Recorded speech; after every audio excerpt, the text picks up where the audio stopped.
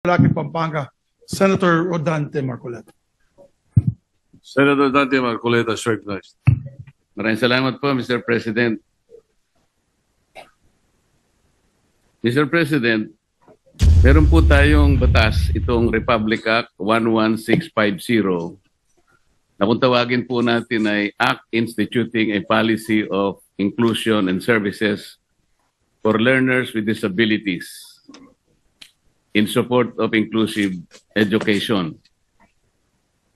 Sang-ayon po sa Section 13, itong batas na ito, Mr. President,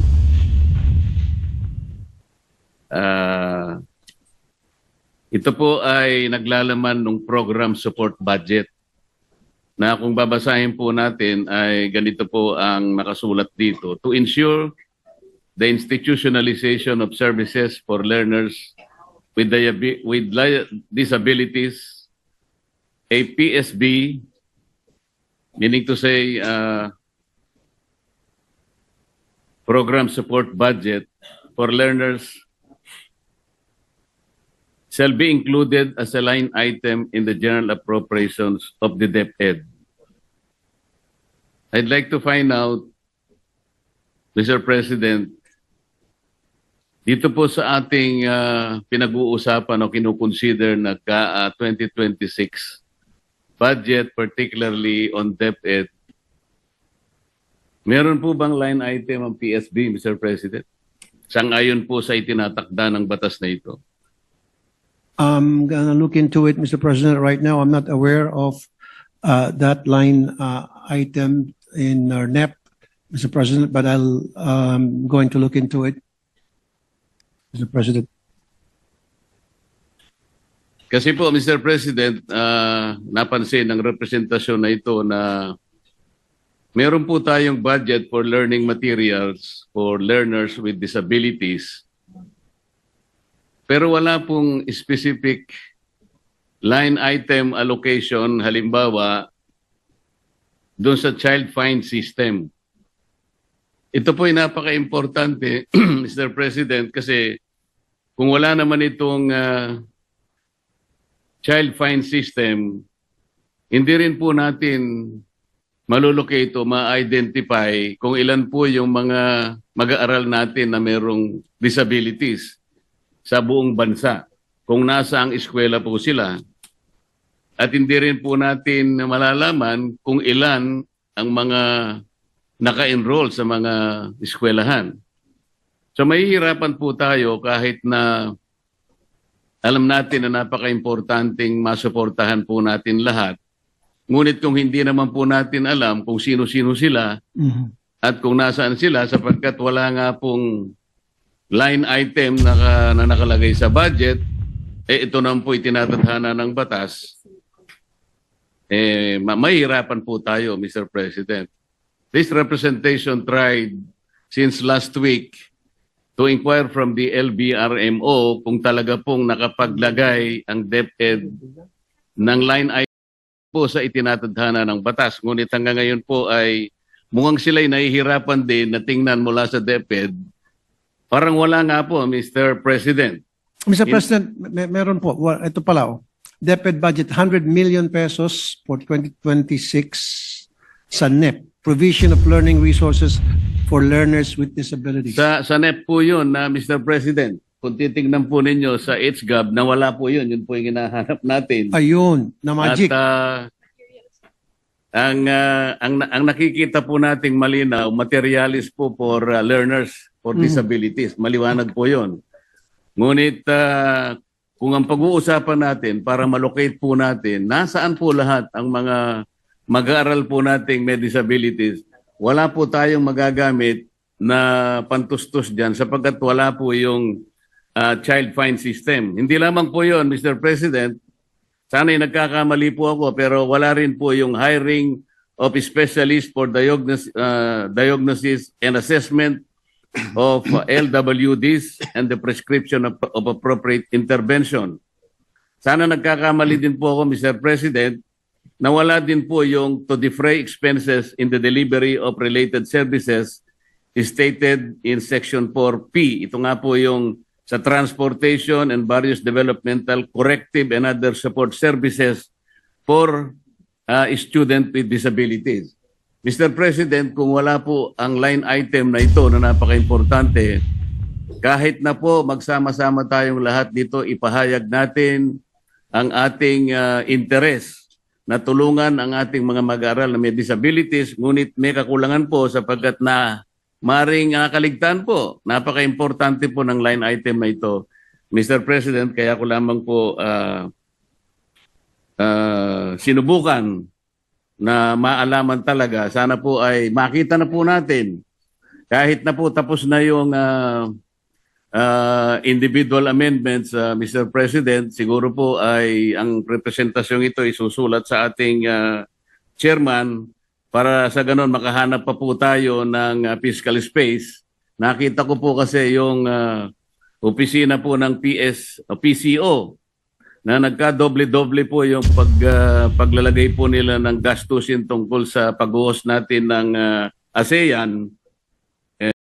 Ko po na meron po akong dinrap na sulat, baka sakaling doon po natin makita. Kung sakasakaling, ito pong tatlong items na ito ay talagang hindi na ilagay na line item sa ating GAA na kinukonsider for 2026, Mr. President. Maraming salamat po, Mr. President. Maraming salamat. Thank you. Thank you. Mr. President, I would like to thank the Senator from Tarlac for raising that issue, and I promise, Mr. President, to my colleagues that after this, I would confer with the Chairman, Committee Chair sa Public Health at saka sa DSWD as well as Finance Committee Chair para pag-usapan ito yung mga budget na karapat-dapat para matugunan itong mga pinag-usapan natin dito. Tulad sinabi nga ni Senator Marcoleta na walang saysay itong pinag-usapan natin paano tayo susuporta dito sa mga magagandang programa nating pamalaan kung nawawala naman daw yung budget at wala naman daw sa NEP,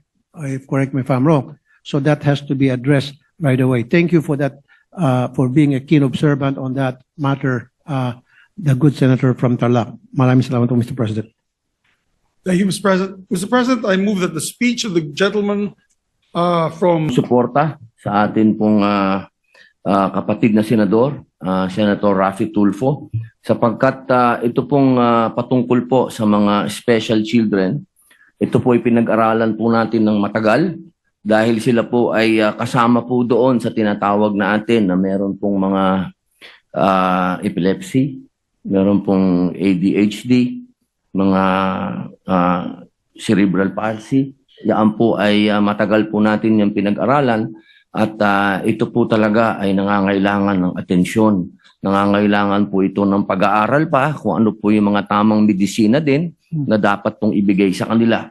Kaya ito po yung napakagandang pangmumulat po sa ating lahat sapagkat ito po talaga sa panahon na ito, hindi lamang po sa Pilipinas, kundi sa buong mundo, lalo na po sa mga progresibong bansa. Meron na pong mga pag-aaral dito kung paano po ito haharapin. Kaya maraming salamat po sa inyo, Idol. Mabuhay po. Thank you. Thank you, Senator Joel Villanueva is recognized. Thank you, Mr. President, distinguished colleague. May we know if the good gentleman from Isabela and Davao would yield to just some clarificatory questions, Mr. President? Yes, sir. Anytime. Thank you very much, Mr. President. At the onset, may I just put on the record my sincerest thanks and gratitude and put into the records of this August chamber my support to the good gentleman for his passion and dedication to really help our kababayans with special needs. Mr. President, I've been a member of the Senate for quite some time, and I have yet to disclose the fact that this representation is a father of a special kid, Mr. President. This is the first time I'm disclosing it, Mr. President, and I'd like to thank the gentleman for his efforts and his desire to help our children with disabilities, Mr. President. Marami yung kailangan pang gawin.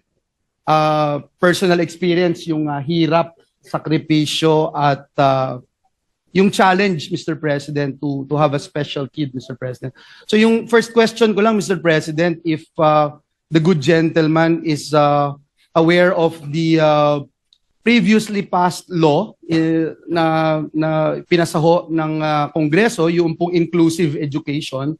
At ano po yung update kung meron man dito para matulungan yung ating mga kababayan with disability. Ang problema ho kasi lagi, syempre Mr. President, distinguished colleague, yung pondo, but at the same time yung challenge on how they're going to implement the law, Mr. President. I can see for the record the chairman of the Senate Committee on Education nodding his head.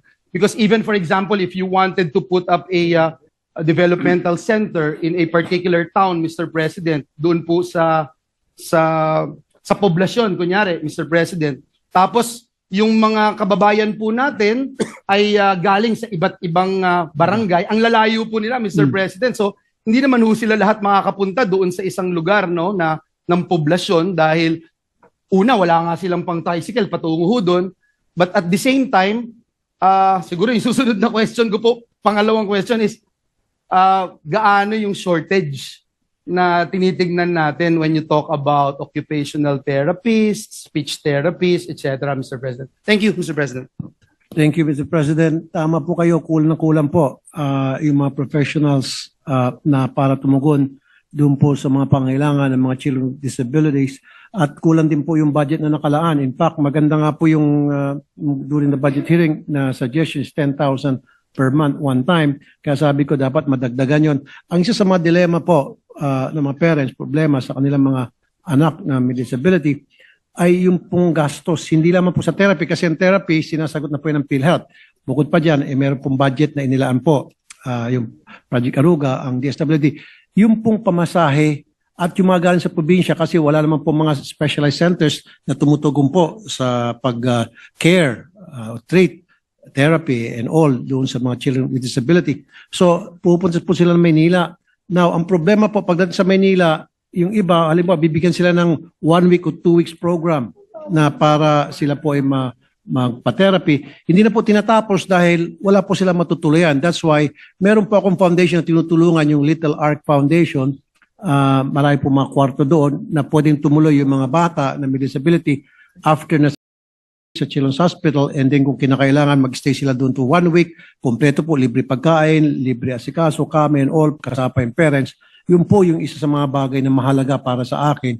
Kailangan pa natin na maraming mga matutuluyan ng mga bata, kasama yung kanilang magulang, yung mga galing probinsya, kapag pumunta na Manila para sa treatment dahil kulang nga po talaga ang mga centers na tumutugon sa pangangailangan ng mga children with disabilities.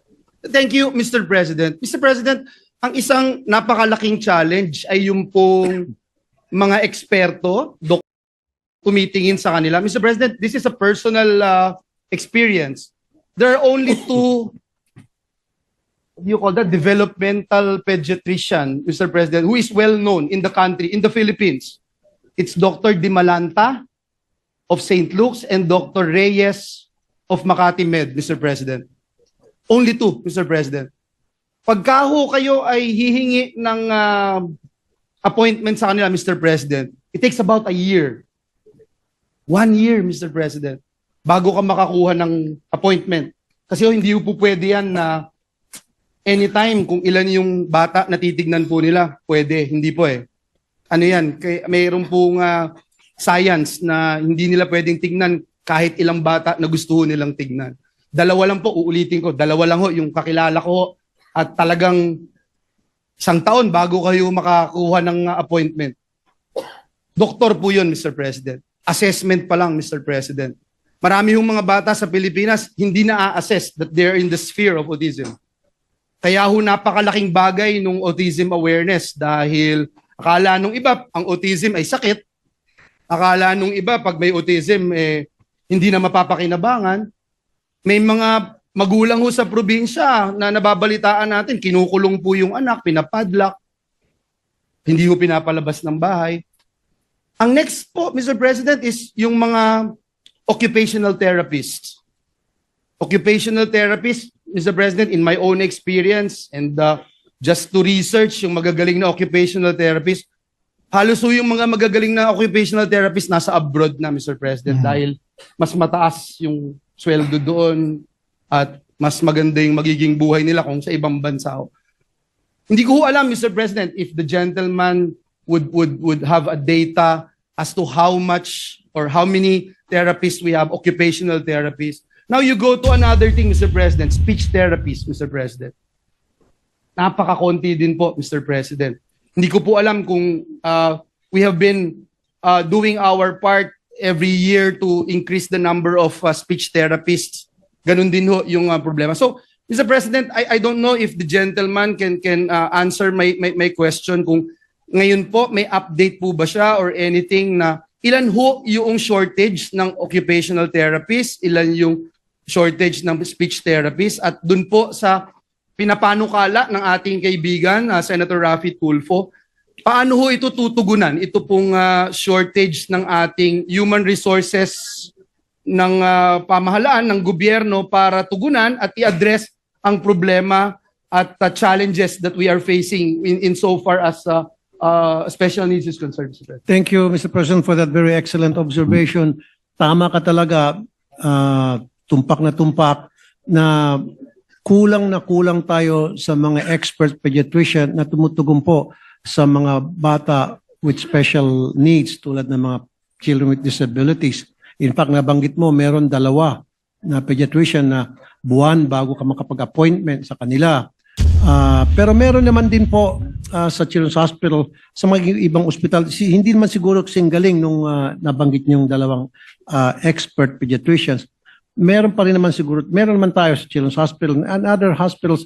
Kaya nga lang po, medyo may kamahalan at yung problema ay yung challenges ay pagpunta doon at pamasahe at pag-stay.